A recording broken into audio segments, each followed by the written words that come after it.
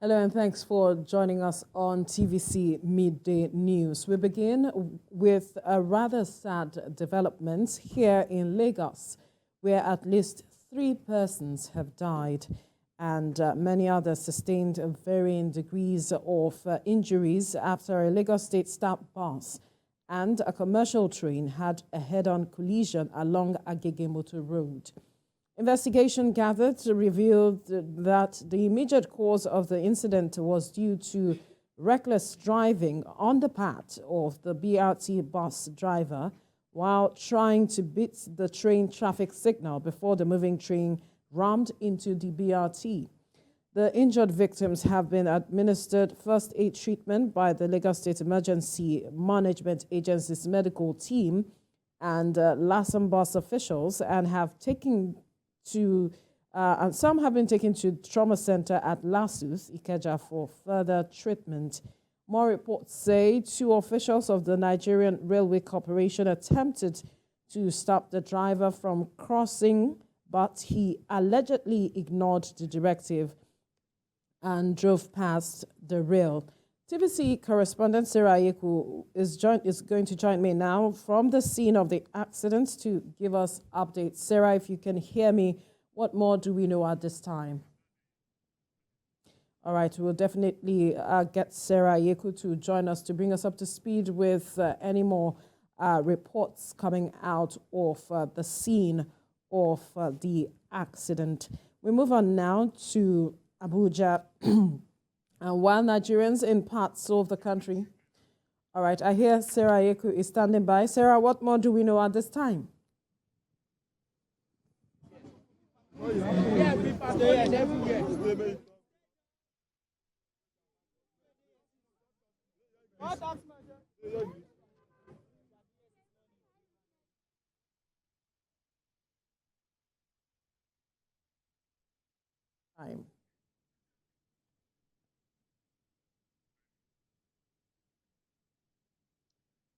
Sarah, what more updates can you give us at this time?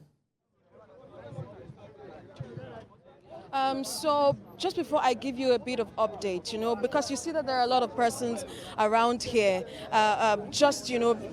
staying here just to see what happens, commiserating and feeling for those who were involved in today's accident.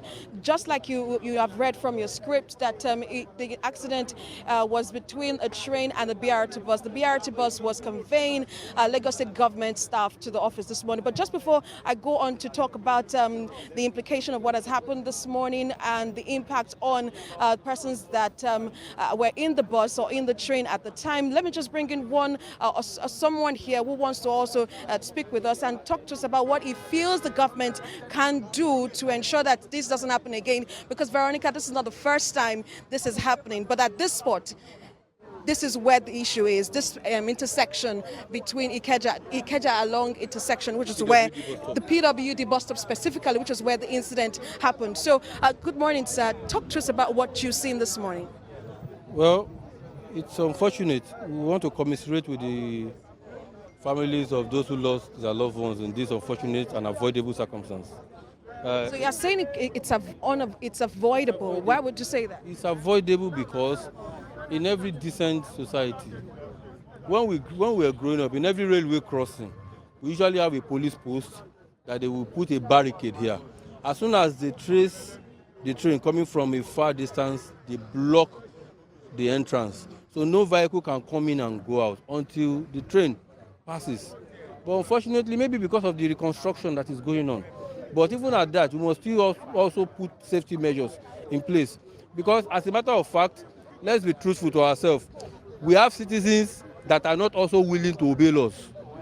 Yes, as we have on the side of the government, we have on the part of the citizens. Information that I have was that they stopped the BRT bus from passing, but he said he thought he could be faster than the train. Hence, this avoidable tragedy. So as we are both citizens and the government must be willing to do what is right. Most of the time, you discover that even look at our road, simple road traffic, people don't obey traffic laws. So if we have citizens that are willing to obey laws, an accident occurred this morning. The death could have been avoided along Meron this morning. The death could have been avoided if the driver uses the seatbelt. Look at our roads. How many of them are using seatbelts? It's very, very unfortunate. So, Veronica, that gives you a sense of what people around here are feeling at this time, considering what happened this morning. This incident happened at about 7:30 a.m. While people were going to work. And, of course, you have neighbors, people around, just standing around and waiting for the day to commence. But sadly, at about 7:30 a.m., there was this collision here at the PWD bus stop, this intersection here. Right now, you see that vehicular movement has resumed on the road. We see that the vehicles are now using the intersection. Earlier, we saw a train also use the track. But if you take a look at what has happened on the track, if you take a look at what has happened on the track, of course, you see people still standing on the track. If you take a look at what has happened to the track, you see the marks of the train, trying to stop. You see the marks. The driver was trying to stop the train, but however, it had already hit the BRT bus, and then it took the BRT bus all the way down close to the overhead bridge you're seeing there. Close to the overhead bridge you're seeing there, and that's where the train was able to stop with the BRT bus. But unfortunately, eyewitnesses have told me that there was a lady standing around this area. She was also affected, and then also from the bus there were some other injured persons. 84 of them have been taken to the hospital, that's Lassus in Ikeja, and then 3 bodies were recovered from this incident. We expect that the governor is at the moment at Lassus, of course, visiting the patients and getting to feel what is going on at the hospital. But right here, the scraps of the bus that was involved in this incident is still at the scene. Of course, you see some persons guarding the scraps, ensuring that scavengers do not take the scraps, just in honor of the victims involved in this incident. Because you know that the victims involved in this incident are persons that are close to the governor. They are Lagos State government staff, and it's pretty sad and unfortunate that this happened to them. Veronica. Right. Sarah, just a quick one. There are those who are wondering what the situation is with the driver of the BRT bus. So the information that we got is that the BRT driver was able to escape. That we heard that from one of the emergency responders who doesn't want to be quoted, but we know that the BRT bus driver escaped from the incident. But the people are putting the blame on the driver, saying that this could have been avoided. The driver could have waited just a few seconds or a few minutes. He could have waited for the train to pass, because it doesn't take so long for a train to pass a particular section. It takes less than a minute for a train to pass if it's on full speed. Less than a minute, the train has passed. But the BRT bus, in a haste, maybe trying to take people to work or something, tried to play a smart one on the train, but then this happened. Emergency responders, of course, and people around are saying that the government should do more, apart from the fact that people should also be cautious about how they use a road and also obey traffic laws, that the government should at least put, even though reconstruction is ongoing at various sections of the rail line, the government could put up security or safety measures at this spot to ensure that people adhere, to the traffic laws. Because at these sections, you have traffic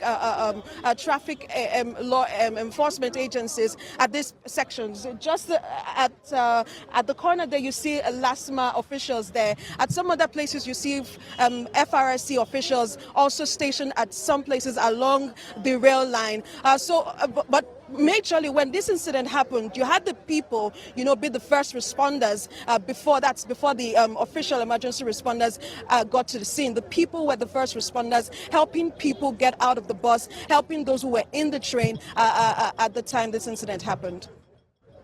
Sarah Ayeku will definitely keep tabs with you for more updates as events unfold.